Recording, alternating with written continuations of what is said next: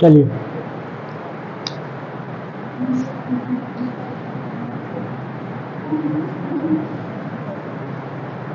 Last class में हम लोग से कैरेक्टरिस्टिक्स कर लिए थे, कैरेक्टरिस्टिक्स ऑफ बिजनेस ऑर्गेनाइजेशन किए थे कि नहीं, हो गया था ना। तो today we are going to start, सबसे पहले तो कॉन्सेप्ट समझ लेते हैं, concept of business organisation.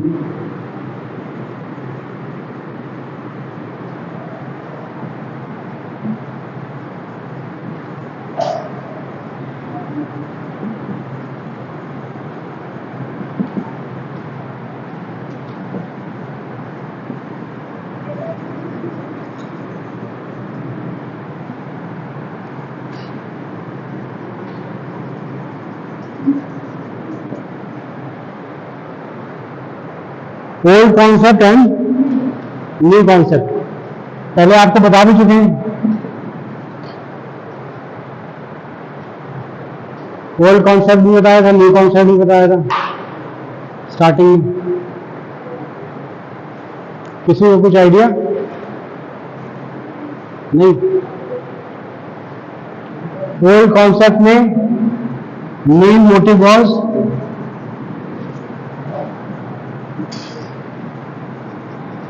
To earn profit,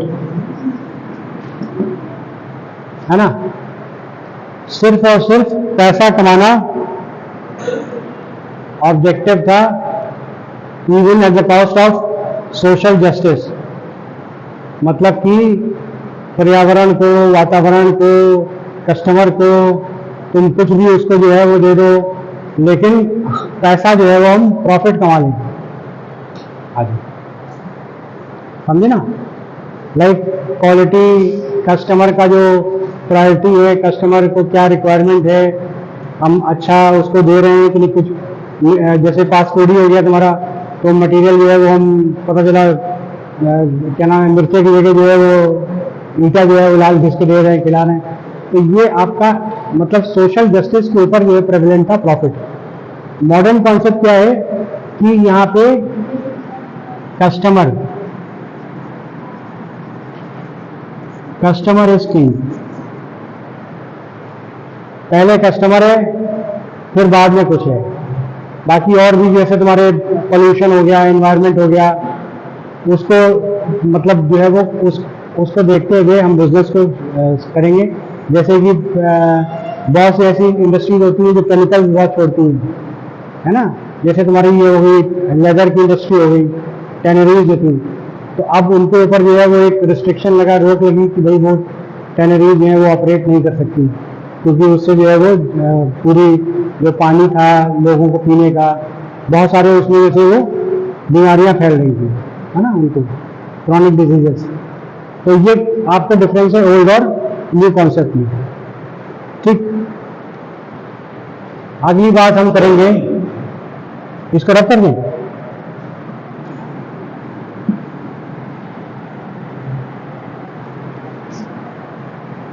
अगला हम देखेंगे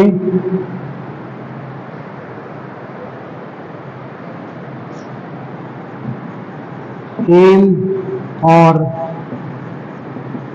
ऑब्जेक्टिव ऑफ बिजनेस। एम या ऑब्जेक्टिव देखेंगे, ठीक है। क्या क्या एम्स हो सकते हैं या क्या क्या ऑब्जेक्टिव हो सकते हैं? टू अचीव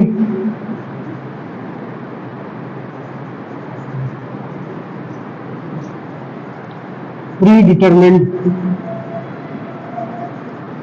एम और ऑब्जेक्टिव। प्री डिटरमिन्ड एम या ऑब्जेक्टिव को अचीव करना, इसका क्या मतलब हुआ?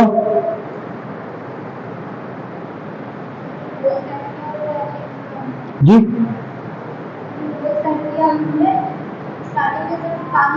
Exactly, right right.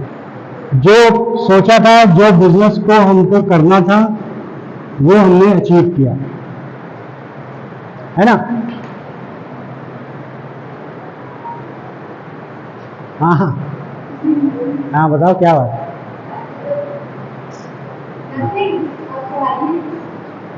चलिए, तो ये आपका जो है, हाँ, अच्छा एक चीज़ ये बताओ, नहीं नहीं बैठ जाइए, वो तुम लोग जो व्हाट्सएप में ऐड नहीं की, ऐड हुए कि नहीं? सब लोग ऐड हो व्हाट्सएप में?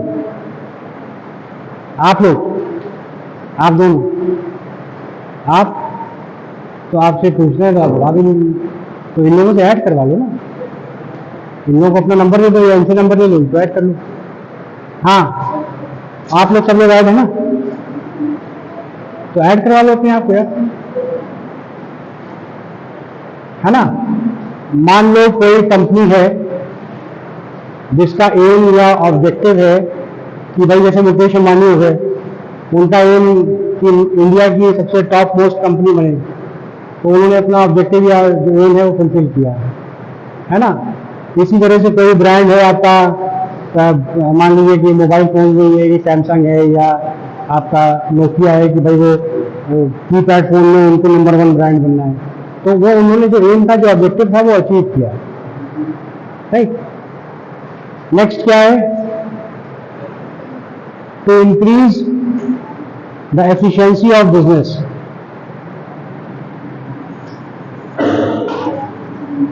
To increase efficiency of business, क्या मतलब हुआ इसका?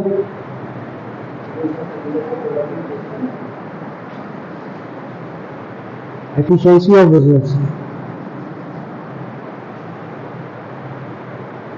मीन्स जो भी बिजनेस अगर मैन्युफैक्चरिंग में है या सर्विस प्रोवाइड करने में है, तो जो भी वो प्रोवाइड कर रहा है, चाहे वो गुड्स प्रोवाइड कर रहा हो या वो सर्विसेज प्रोवाइड कर रहा हो, वो जो भी प्रोवाइड कर रहा है उसमें उसको मैक्सिमम उसका जो है क्या होना चाहिए? एफिशिएंसी होनी चाहिए, आउटपुट जो है वो उसका ऑप्टिमम होना चाहिए, ना कम ना ज़्यादा। जितना आपका माल जो है वो बिकना है उतना वो प्रोड्यूस कर रहे हैं एफिशिएंटली, क्वालिटी भी है क्वांटिटी भी है, बहुत द थिंग्स, ठीक। हाँ,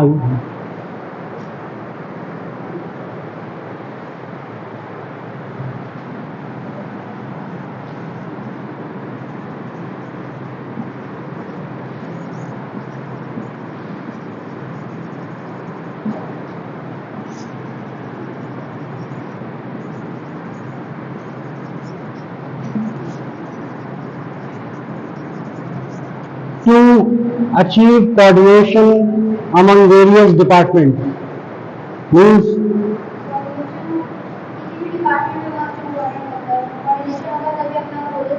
तो इसमें आपके कौन कौन से डिपार्टमेंट हो सकते हैं? राइट, राइट, क्लियर, ठीक, बिल्कुल ठीक। जो भी आपके डिपार्टमेंट्स हैं, मार्केटिंग हो गया, एचआर हो गया, फाइनेंस हो गया, अकाउंट्स हो गया, ये सब क्या है आपके अलग अलग डिपार्टमेंट हैं, तो इनके बीच में कोऑर्डिनेशन, मैंने आपको कई बार पहले भी बताया है कि अगर एचआर को जब मार्केटिंग टीम जो है वो बताएगी कि भाई हमें ऐसे जो है वो लोग चाहिए कि जो हमारे लिए, जिनको ये क्वालिफिकेशन होनी चाहिए, जो ये काम कर सकें, कि एडवर्टाइजमेंट कर सकें, सेलिंग कर सकें, सेलिंग का एक्सपीरियंस होना चाहिए, तो उसी हिसाब से जो एचआर टीम है वो तुम्हारा जॉब डिस्क्रिप्शन निकालता है ना। फिर वो उसमें एडवर्टीजमेंट निकलती है, फिर उनका रिक्रूटमेंट होता है, फिर उनका सिलेक्शन होता है। तो इसी तरह से तुम्हारा फाइनेंस का फंक्शन है कि कितना बजट हमको एलोकेट करना है, वो फाइनेंस वाले ही बताएंगे, उसी के हिसाब से जो है मार्केटिंग का बजट जो है वो एलोकेट होगा। तो एक कोऑर्डिनेशन जो है वो आपस में हर डिपार्टमेंट में जरूरी होता है। नेक्स्ट क्या है?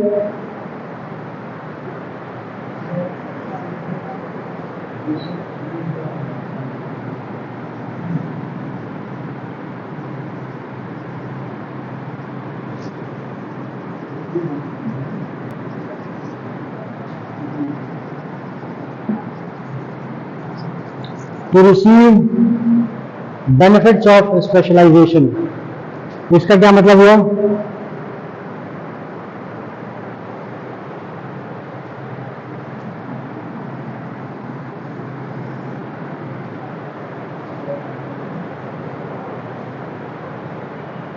किसी भी डिपार्टमेंट में हम स्पेशलिस्ट को रिक्रूट करें, जो मतलब अपनी जो अगर कोई मार्केटिंग में है तो मार्केटिंग का वो परफेक्ट जो है वो बंदा होना चाहिए, like we should be completely fit for marketing, industry fit.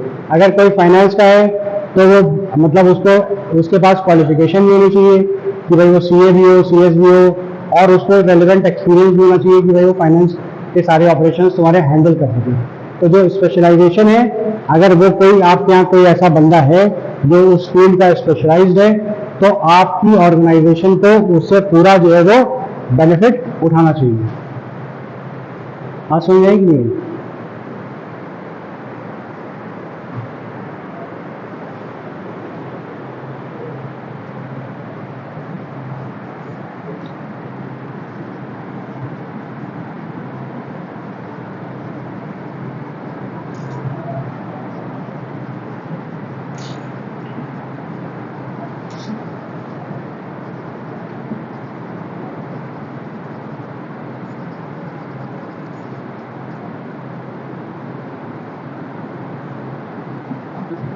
Getting maximum production at minimum expenses.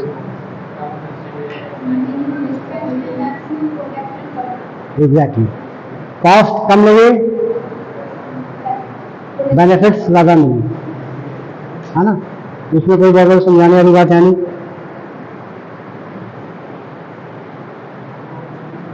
इनको रब कर दें।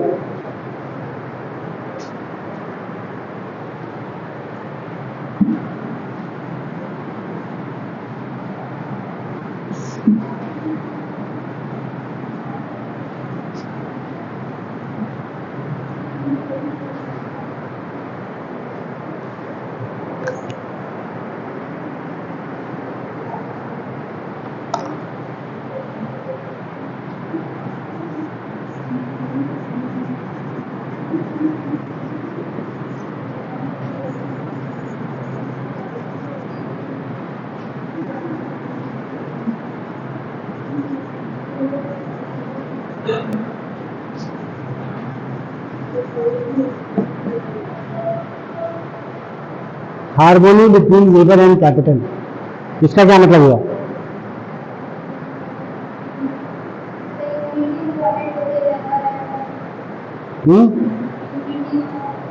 क्या थी? यूनिटी। किसकी यूनिटी?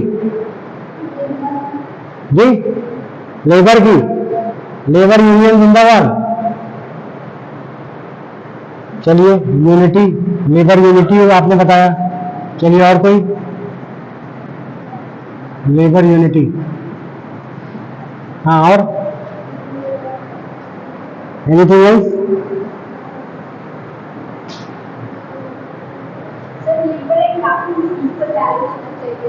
मीन्स?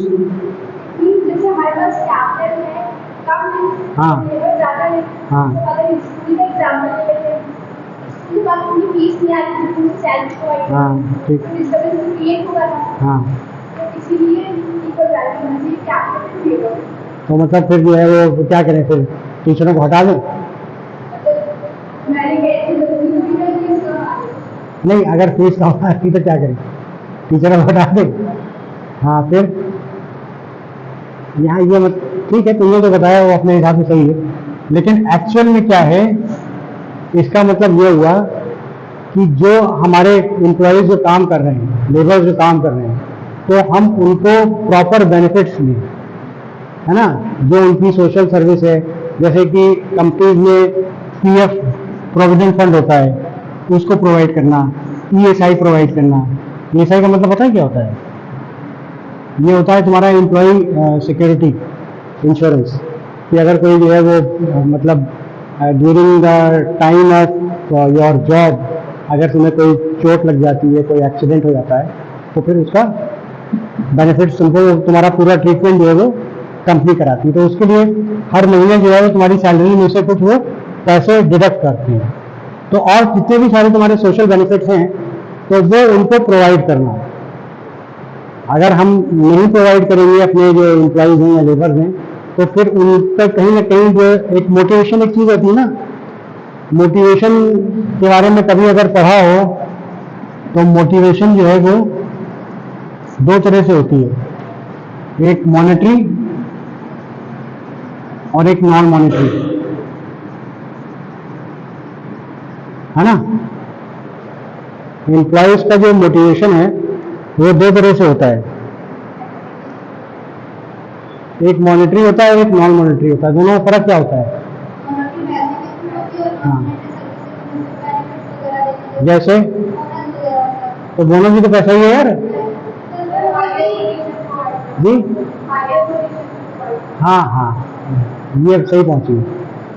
मतलब उनको जो है वो उनका एक्चुअल में उनका सही अप्रेजल करना, उनको उनको जो है वो सही लेवल पे प्रमोशन करना, है ना।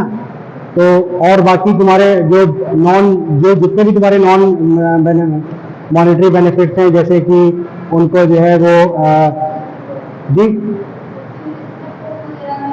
क्या करना,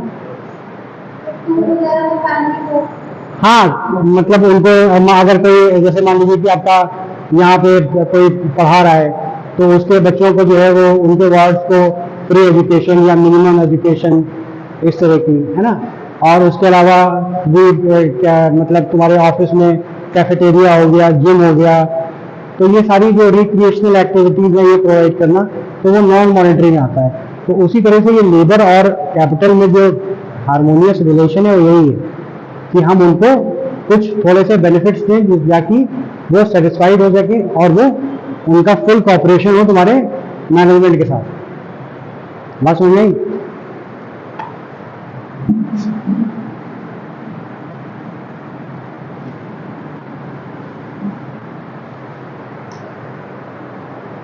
नेक्स्ट क्या है?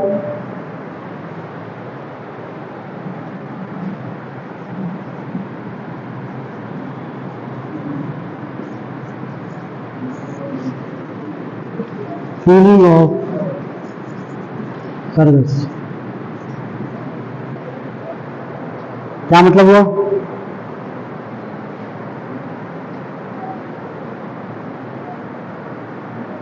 बताओ।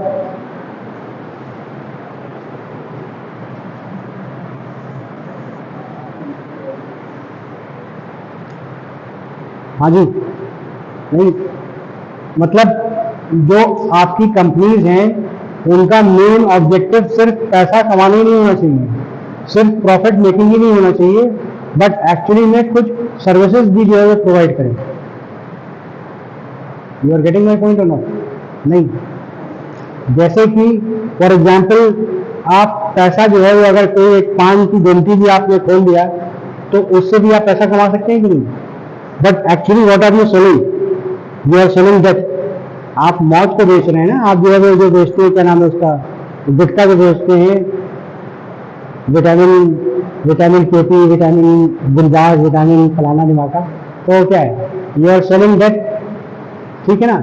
आप जो है वो एक क्या नाम है पिस्तौल और तमंचा चला के भी पैसा आप कमा सकते हैं कि आप मेरे लिए यार इस आदमी को मारना है, हमको इसके पैसे दो, तो वो भी तो आप पैसा कमा रहे हैं। लेकिन आप एक डॉक्टर भी पैसा कमाता है, एक आपका इंजीनियर भी कमाता है, एक आपका वकील भी कमाता है, टीचर भी कमाता है, तो वो कुछ सर्विस प्रोवाइड कर रहा है ना मैनकाइंड को। तो सिर्फ प्रॉफिट मेकिंग ही नहीं होनी चाहिए, बट एक्चुअली में you should invoke the feeling of service. बात समझ में नहीं? चलिए,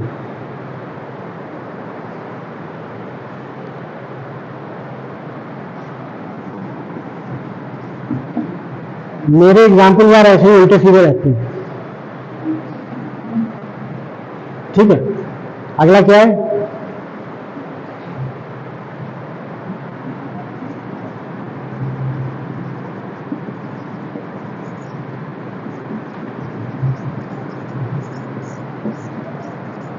इकोनोमाइजिंग टाइम एंड एफर्ट। इसका क्या मतलब हुआ?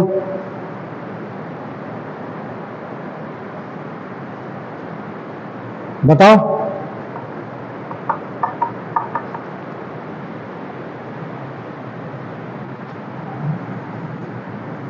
टाइम एंड एफर्ट नहीं, इसका मतलब ये हुआ कि आज के टाइम में जो मॉडर्न बिजनेस ऑर्गेनाइजेशन हैं वो अपनी प्रोडक्टिविटी को इन्हेंस करती है ना, कम टाइम में कम एफर्ट में ज़्यादा प्रोडक्शन हम करें। तो वो कभी कैसे पॉसिबल है? जब हमारे पास लेटेस्ट इक्विपमेंट्स होंगे, लेटेस्ट टेक्नोलॉजी होगी, है कि नहीं भाई? पहले फॉर एग्जांपल तुम्हारी जो थी ये गन्ने का रस सभी लोग पीते होंगे, बचपन में भी पिया होगा, अभी भी पीते होंगे। तो पहले अगर किसी को याद हो तो ऐसे वो अभी भी कई जगह जो है वो हाथ से ऐसे ही चला के गन्ने का रस बेचते हैं कि नहीं, और कई जगह जो है जनरेटर लगा के मशीन से उसको, तो वो उससे प्रोडक्शन उनका बढ़ गया कि नहीं बढ़ गया? वहाँ पहले लाइन लगती थी कि वो 2 गिलास बनने के लिए जो है वो 2 घंटे लगते थे, अब जो है वो 10 मिनट में जो है वो 10-15 गिलास निकाल देती है। तो वो क्या है? वो मॉडर्न डे अप्रोच है, मॉडर्न डे बिजनेस है। नई टेक्नोलॉजी के साथ उन्होंने नया जो प्रोडक्शन है उसको इन्हांस कर दिया, तो उनका प्रोडक्शन बढ़ गया कम समय में कम एफर्ट्स में, ना इतनी मेहनत उनको लग रही है, ना उतना टाइम लग रहा है, और प्रोडक्शन भी बढ़ गया। वो वही आपका जो वही गन्ने का रस, तो गन्ने का रस है यार, जब हाथ से निकालो तो, और जैसे आपका ये हो गया तुम्हारा क्या नाम है वो, और भी जो सिट्रस जूसेस होते हैं निकलते थे पहले हाथ से निकालते थे वो, अब वो मशीन से निकालने लगे। तो ऐसे ही बहुत से मतलब आए, हम तो ऐसे ही यार छोटे मोटे करोड़ एग्जाम्पल दे देते हैं। ठीक, अगला क्या है? To maintain effective control. इसका क्या मतलब हुआ बताओ?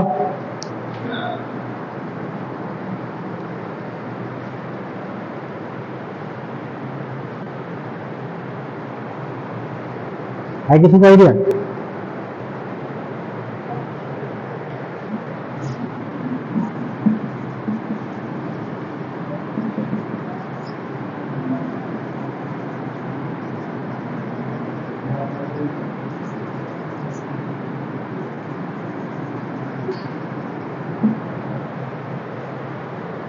तीन चीजें इसमें, एक अथॉरिटी, एक रिस्पॉन्सिबिलिटी और दूसरा रिलेशन। अथॉरिटी का मतलब जैसे कि तुम्हारा टॉप मैनेजमेंट हो गया, वो उसके ऊपर अथॉरिटी है। जो टॉप पे आपके मैनेजर्स बैठे हुए हैं, सीईओ बैठा हुआ है कोई, उसके पास अथॉरिटी है। वो रिस्पॉन्सिबिलिटी जो है वो डेलीगेट करता है मैनेजर्स के ऊपर, मैनेजर 1, मैनेजर 2, मैनेजर 3, है ना? ये क्या हो गई? ये रिस्पॉन्सिबिलिटी हो गई, उसने रिस्पॉन्सिबिलिटी डेलीगेट की। उसके बाद फिर क्या होता है कि अब जितने भी तुम्हारे टीम मेंबर्स हैं, इनके अंदर जितने लोग काम कर रहे हैं, इनके बीच में एक रिलेशन होता है। सेम लेवल पे काम कर रहे हैं, team number 1, team number 2, team number 3, तो देयर इज अ रिलेशनशिप। वो कोऑर्डिनेट करते हैं आपस में कि भाई कोई भी टास्क है, मल्टी टास्क होता है, तो उसको टीम वर्क में कैसे करना है। डिवीजन ऑफ लेबर की हमने जो है वो डिवाइड कर दिया कि भाई डिवाइड कर दिया हमने कि यार टास्क को, कि मान लो कोई रिपोर्ट बनानी है तो उसमें जो है वो एक सेक्शन तुम्हें बनाना है, एक सेक्शन उसको बनाना है, फिर उसकी क्वालिटी चेकिंग करनी है, फिर वो मैनेजर को देनी है। तो वो रिलेशनशिप हो गया आपस में इन लोगों में, ये इनके पास रिस्पॉन्सिबिलिटी हो गई और इनके पास फाइनली अथॉरिटी हो गई। तो जब इसका तीनों का जो मिश्रण होगा, इफेक्टिव कंट्रोल तभी आ पाएगा। ठीक है ना? बाकी जो बिजनेस को अपने एथिक्स और सोशल जस्टिस,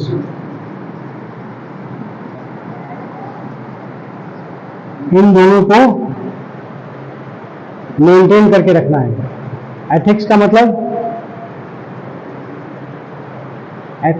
जैसे मैंने भी आपको बताया नहीं था कि पैसा आप जो है वो पान की गुमटी से भी कमा सकते हैं, शूट आउट एट लोखंड वाला करके भी कमा सकते हैं, है ना, और आप मतलब नर्सिंग करके भी कमा सकते हैं। तो तीनों में पैसा आप कमा रहे हैं, लेकिन एथिक्स जो है वो आपकी नर्सिंग नहीं फॉलो होगी, इन दोनों में फॉलो नहीं होगी। तो ये हो गया तुम्हारा एथिक्स। सोशल जस्टिस कि सोशली किसी को हार्म ना हो, कोई भी हम अगर कोई भी सामान जो है वो हम बना रहे हैं या बेच रहे हैं तो वो सबके लिए सामान्य हो, किसी को वो नुकसान ना पहुंचाए। जैसे कि अभी रिसेंटली जो है वो एक रिजर्वेशन को लेकर काफी जो है वो पॉलिटिकली जो है वो हंगामा चल रहा है, तो वो क्या है, वो सोशल जस्टिस ही तो है। हम जो डिप्राइव्ड सेक्शन है सोसाइटी का, शेड्यूल कास्ट, शेड्यूल ट्राइब, उनको हम रिजर्वेशन अगर देते हैं तो हम सोशली उनके साथ जस्टिस कर रहे हैं ना। बात समझ नहीं? ठीक, रद्द कर दें।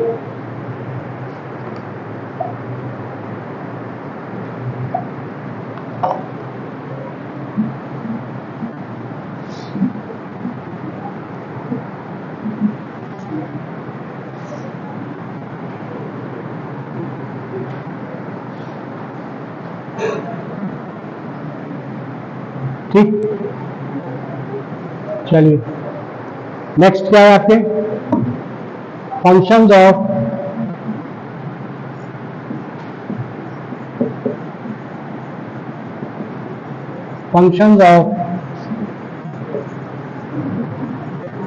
Business organisation.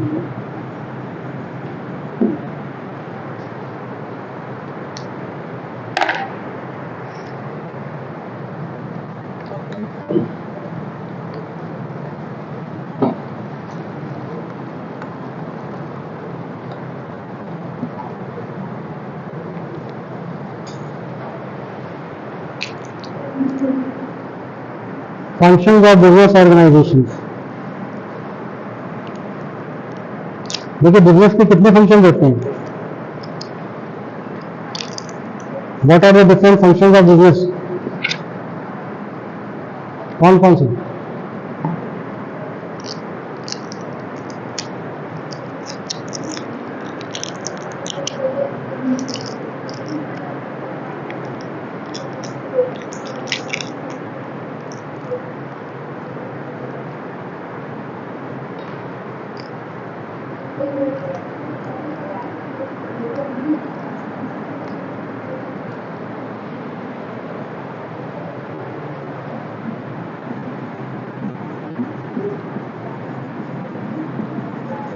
प्रोडक्शन का हो गया,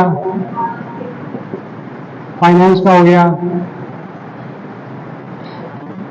मार्केटिंग का हो गया, एचआर का हो गया, है कि नहीं? ये सब फंक्शन होते हैं कि नहीं होते? तो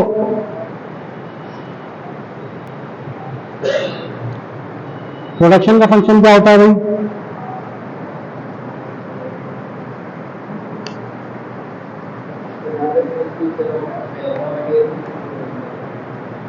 हाँ,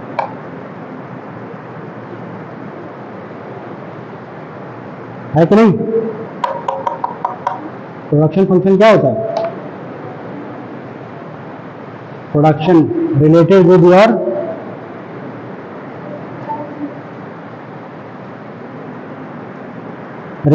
योर मैन्युफैक्चरिंग मटेरियल, है ना, मशीन, लेबर, ये सारी चीजें जो है तुम्हारी प्रोडक्शन में तो आएंगी। ठीक, इनमें आपको मैनेजर चाहिए होते हैं जो आपके प्रोडक्शन की प्लानिंग कर सकें। प्रोडक्शन प्लानिंग,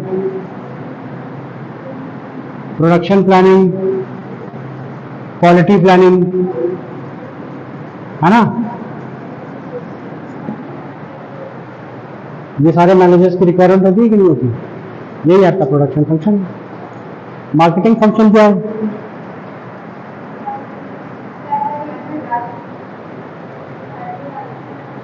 एडवर्टाइजिंग, मार्केटिंग में तुम्हारी दोनों चीजें आ गई ना, मार्केटिंग एंड सेलिंग।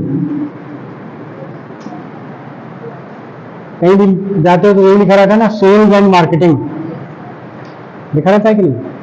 तो इसमें दो फंक्शन होते हैं, एक मार्केटिंग का और एक सेल्स का। दोनों में फर्क क्या है?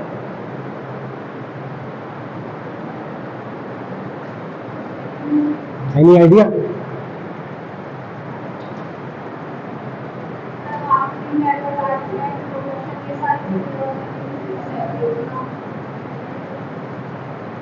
ये सारी चीजें तो भाई सेलिंग होती है, मार्केटिंग में नहीं होती है सारी चीजें भाई,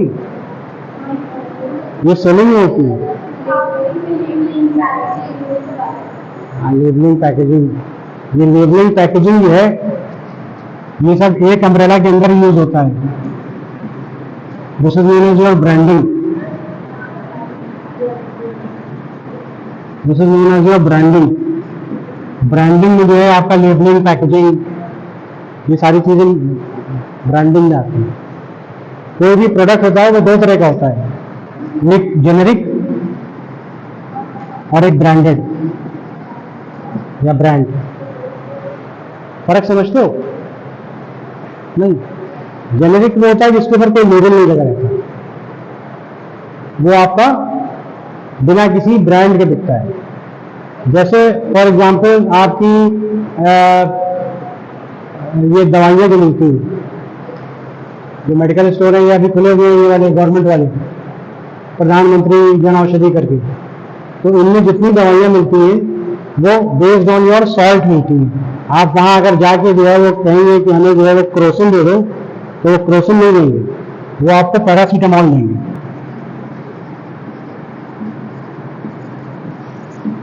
वो सॉल्ट पे बेचते हैं जी, ये सॉल्ट पे बेचेंगे तो ये हो गया आपका जेनेरिक। और वही चीज अगर आप जो है वो किसी ब्रांड से लेते हैं, क्रोसिन या सोमो या डोलो, ये सब ब्रांड हो गए। कोई जीएसके का है, कोई रंडक्सी का है, कोई फलाने का है, ढिमाके का है। ये पैरासीटामॉल जो है वो जेनेरिक ब्रांड है, सॉल्ट है, ये जेनेरिक हो गया, ये ब्रांड हो गया। ठीक है, तो मार्केटिंग और सेलिंग में जो डिफरेंस है वो ये है कि मार्केटिंग जो है वो एक ब्रॉड कॉन्सेप्ट है, बड़ा कॉन्सेप्ट है। तुम्हारे प्रोडक्ट के, न्यू प्रोडक्ट के डेवलपमेंट से लेके और तुम्हारा, हाँ ज़्यादा हो गया क्या, तुम्हारा न्यू प्रोडक्ट डेवलपमेंट से लेके और किसी भी प्रोडक्ट का तैयार होना, एवरीथिंग, इट इंक्लूड्स एवरीथिंग, कि मार्केट रिसर्च, फिर उसके बाद तुम्हारी जो है वो मार्केटिंग की तुम्हारी स्ट्रेटजी, फिर तुम्हारी ब्रांडिंग।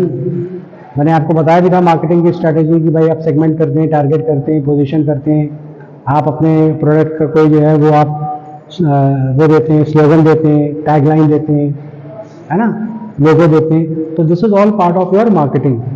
सेल्स का पार्ट ये होता है कि it is only the tip of the iceberg, ये सिर्फ ऊपर का कहानी है। पूरा काम जो है वो मार्केटिंग ने कर दिया, ऊपर में बस उनको सब पका के दे दिया कि आप उसको जाके बात बेचिए। वो काम तुम्हारा सेल्स का होता है कि एडवर्टाइजिंग है, प्रमोशन है। मैंने कई बार आपको जो है वो बताया भी हुआ है कि कई तरह की आपकी एडवर्टाइजिंग प्रमोशन होती है, कि paid, non paid, personal, non personal, होती है कि नहीं होती? तो ये जो है सब आपकी सेल्स का काम है। तो ये डिफरेंस है आपका सेल्स का, जो एडवर्टाइजमेंट हो गया, एडवर्टाइजिंग हो गया, सेल्स प्रमोशन हो गया, है ना, पब्लिक रिलेशन हो गए, ये सारी चीजें तुम्हारी सेल्स की आती हैं। मार्केटिंग जो है वो इट्स अ बिगर कॉन्सेप्ट, बड़ा कॉन्सेप्ट है। बात समझ नहीं? तो मुझे लग रहा है यार कि तुम्हारा टाइम हो रहा है क्या? हाँ, टाइम तुम्हारा हो रहा है। आज के लिए इतना ही रखते हैं।